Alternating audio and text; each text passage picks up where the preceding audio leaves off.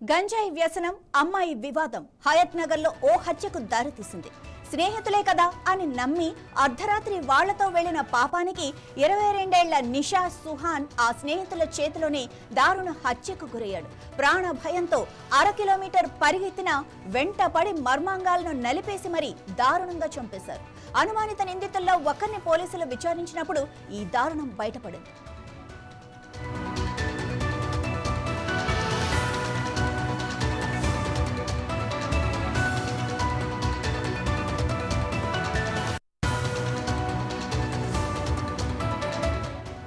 హయత్ నగర్ సమీపంలోని పసుమాములలో సుహాస్ తన తల్లితో కలిసి నివసిస్తున్నాడు. అతడు సికింద్రాబాద్ లో ఉన్నప్పుడు గంజాయి వ్యసనానికి గురయ్యాడు.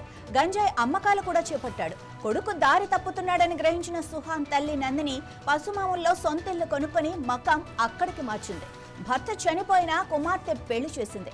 భవిష్యత్ ఆశలన్నీ సుహాన్ పైనే పెట్టుకుని బతుకీడుస్తున్న నందిని కుమారుడు స్నేహితుల చేతిలోనే దారుణ హత్యకు గురవటాన్ని చూసి కన్నీరు మున్నీరవుతోంది.